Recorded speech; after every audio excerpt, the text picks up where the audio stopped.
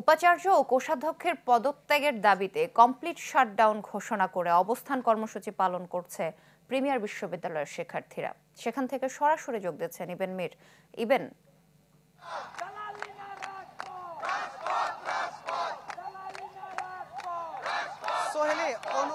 উপাচার্য অনুপম সেন সহ এছাড়া আরো যারা আছে, অর্থাৎ শিক্ষার্থীদের ভাষ্য অনুযায়ী যারা আসলে এখানে ফ্যাসিবাদের দোষর যারা রয়েছে তাদের পদত্যাগ, পাশাপাশি তারা যেটি বলছেন এই প্রিমিয়ার বিশ্ববিদ্যালয় যেটি আসলে চট্টগ্রাম সিটি কর্পোরেশনের সম্পদ, সেই সম্পদকে আসলে সাবেক শিক্ষামন্ত্রী মহিবুল হাসান চৌধুরী নওফেল এবং তার পরিবার যেভাবে আসলে কুক্ষিগত করে রেখেছিল, একটি স্থাপনাকে নিজেদের পরিবারের কবজায় নিয়ে গেছে, সেটি যেন আবার তাদেরকে ফিরে দেওয়া হয়। পাশাপাশি যে উপাচার্যের পদত্যাগের দাবিতে তাদের দ্বিতীয় দিনের মতো কর্মসূচি চলছে, আজকে শাটডাউন কর্মসূচি চলছে।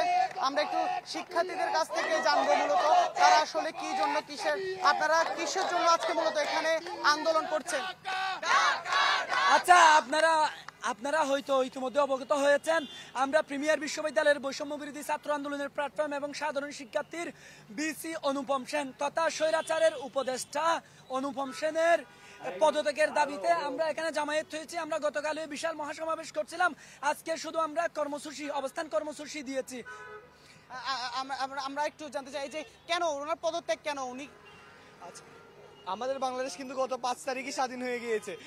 যেখানে বাংলাদেশ 5 তারিখ স্বাধীন হয়ে আওয়ামী ফ্যাসিস্ট মুক্ত হয়েছে, সেখানে এখনো পর্যন্ত প্রিমিয়ার ইউনিভার্সিটি স্বাধীন হতে পারে নাই। প্রিমিয়ার ইউনিভার্সিটিতে এখনো আওয়ামী লীগের ফ্যাসিস্টরা বসে আছে এবং বিভিন্ন রকম আওয়ামী লীগের সভা সমাবেশ এখানে ঘটে যাচ্ছে দেশ স্বাধীন হওয়ার পরেও। আমরা এই ধরনের ফ্যাসিস্ট মুক্ত। অসংখ্য ধন্যবাদ আপনাকে। আমরা আসলে শুনছিলাম যেটা শিক্ষার্থীরা বলছে যে আসলে প্রিমিয়ার ইউনিভার্সিটি এখন পর্যন্ত আওয়ামী লীগের দোষরা রয়েছে, তাই উপাচার্যের পদত্যাগের মধ্য দিয়ে বাকি যারা আছে তাদেরকেও প্রিমিয়ার ইউনিভার্সিটি থেকে যেন সরিয়ে দেওয়া হয় সে দাবি তারা জানাচ্ছেন। ইবেন, ধন্যবাদ আপনাকে। দর্শক, উপাচার্য ও কোষাধ্যক্ষের পদত্যাগের দাবিতে কমপ্লিট শাটডাউন পালন করছে প্রিমিয়ার বিশ্ববিদ্যালয়ের শিক্ষার্থীরা, সেই বিষয়ে বিস্তারিত জানাচ্ছিলেন সহকর্মী ইবেন মীর।